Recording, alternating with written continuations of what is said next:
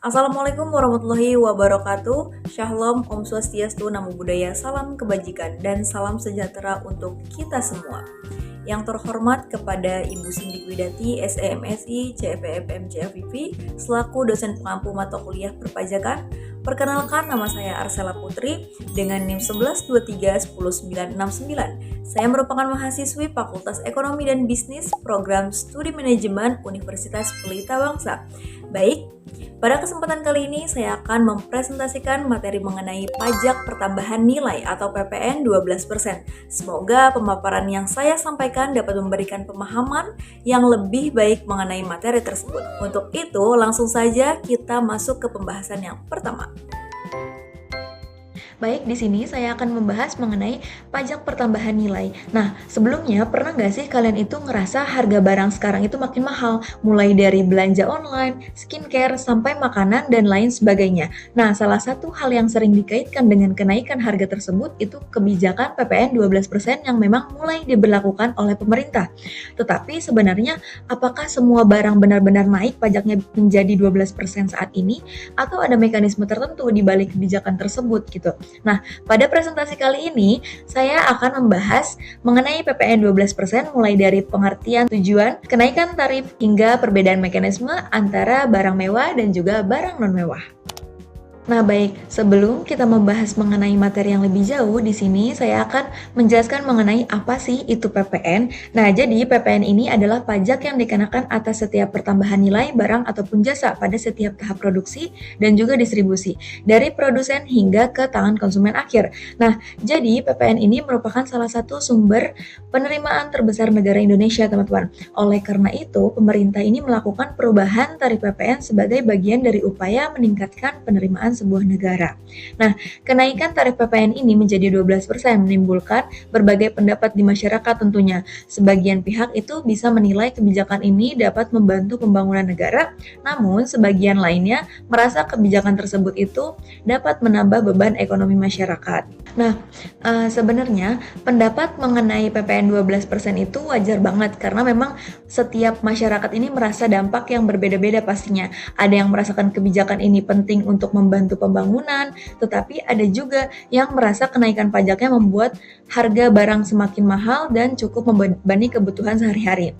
Karena itu, pemerintah perlu membantu kebijakan yang seimbang supaya penerimaan negara tetap meningkat, tetapi kondisi ekonomi masyarakat juga tetap diperhatikan. Nah, setelah memahami pengertian dan alasan kenaikan PPN tersebut, selanjutnya saya akan menjelaskan bagaimana sih sejarah serta dasar hukum dari kebijakan PPN di Indonesia. Nah, sebelum membahas PPN 12%, kita ini perlu tahu dulu bagaimana sih perkembangan tarif PPN di Indonesia.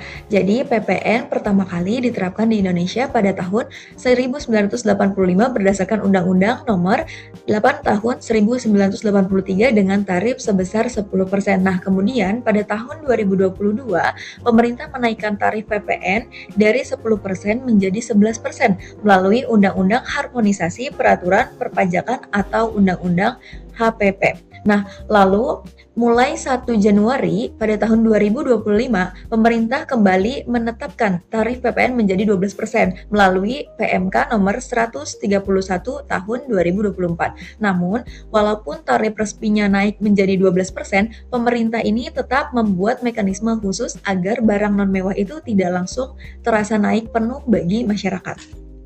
Nah, setelah memahami apa itu PPN, sekarang kita masuk ke bagaimana sih sebenarnya sistem PPN ini bekerja. Jadi, dalam PPN ada pihak yang memungut dan ada pihak yang menanggung.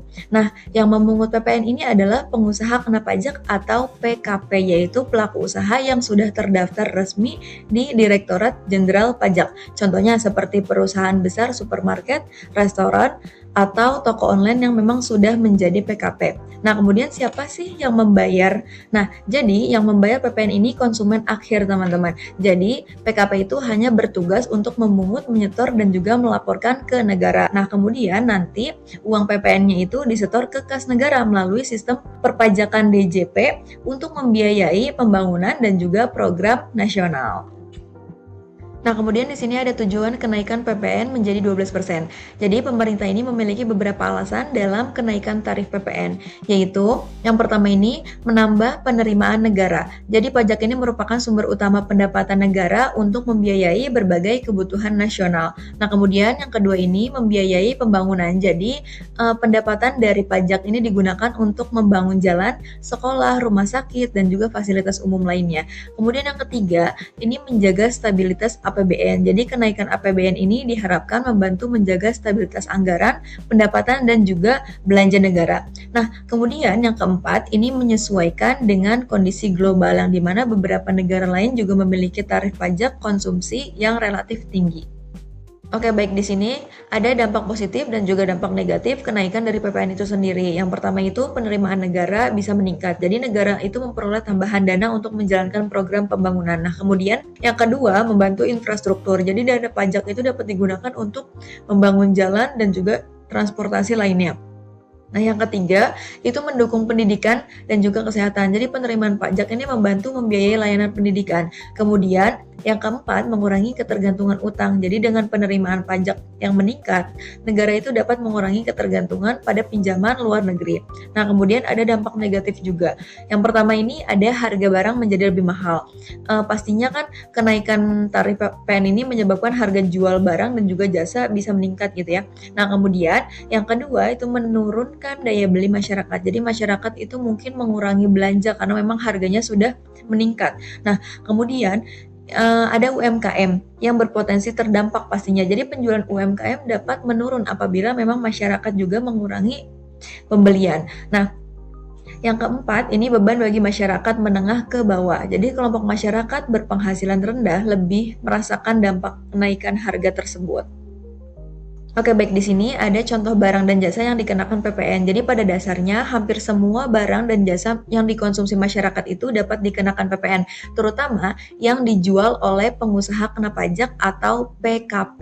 Contohnya seperti pakaian, elektronik, kendaraan bermotor, kosmetik, kemudian layanan digital seperti Netflix atau Spotify. Karena itu, tanpa disadari masyarakat itu sebenarnya sering membayar PPN dalam aktivitas sehari-harinya. Nah, kemudian di sini ada contoh barang dan jasa yang bebas PPN.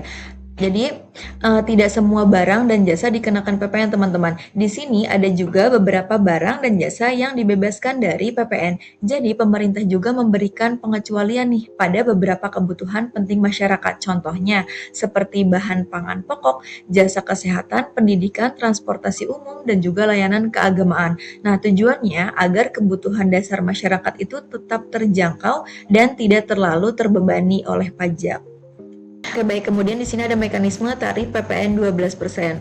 Jadi, tarif 12% ini bukan berarti semua barang itu ikut naik, tapi ada dua skema yang berbeda. Nah, banyak nih masyarakat yang mengira bahwa setelah tarif PPN itu naik menjadi 12%, maka seluruh barang dan jasa itu mengalami kenaikan juga. Jadi pajaknya sama gitu, keseluruhan 12%. Namun sebenarnya pemerintah ini menerapkan dua mekanisme yang berbeda. Jadi mekanisme pertama ini berlaku untuk barang mewah, dan pada barang mewah ini tarif PPN itu dihitung langsung nih sebesar 12% dari harga jual penuh tanpa pengurangan dasar pengenaan pajak. Jadi contohnya jika harga sebuah mobil mewah itu 600 juta, maka perhitungan PPN-nya berarti 12% dikali 600 juta. Hasilnya kan 72 juta. Jadi pajak yang harus dibayar sebesar 72 juta itu. Nah, jadi ini tuh berlaku untuk kendaraan mewah seperti jet pribadi, kapal pesiar, hunian super mewah, dan lain sebagainya. Karena memang dianggap sebagai barang konsumsi kelas atas, jadi pemerintah tidak memberikan pengurangan dasar pengenaan pajak. Nah, sedangkan untuk barang dan juga jasa non-mewah, pemerintah ini menggunakan mekanisme yang berbeda, yaitu DPP nilai lain. Artinya, pajak itu tidak langsung dihitung dari seluruh harga barang, tetapi dasar pengenaan pajaknya itu diperkecil terlebih dahulu gitu. Jadi, pemerintah itu hanya mengambil 11/12 dari harga jual sebagai dasar perhitungan pajak. Misalnya, harga barang itu kan 25 juta misalnya. Nah, pertama-tama yaitu mencari dasar pengenaan pajak atau DPP dengan rumus 11/12 dikali harga barang. Nah, artinya yang dikenakan pajak itu bukan 25 juta penuh, melainkan sekitar 20 Rp2.916.667. Jadi setelah mendapatkan DPP ini, tarif PPN 12% baru dikenakan pada nilai tersebut gitu. Nah, jadi jika diperhatikan hasil akhirnya itu kan Rp2.750.000. Ternyata sama nih dengan tarif lama 11% dari harga barang tersebut. Nah, jadi walaupun tarif resmi PPN-nya itu naik menjadi 12% untuk barang non mewah, tapi efektifnya itu masih setara gitu dengan 11%. Nah, jadi kesimpulannya, PPN ini merupakan salah satu sumber penerimaan penting bagi sebuah negara yang digunakan untuk membiayai pembangunan dan juga berbagai program pemerintah. Jadi kenaikan tarif PPN ini menjadi 12% dilakukan untuk meningkatkan penerimaan negara dan menjaga stabilitas ekonomi nasional. Namun dalam penerapannya, pemerintah ini membedakan nih mekanisme antara barang mewah dan juga barang non mewah agar dampaknya itu terhadap masyarakat itu tetap terkendali gitu.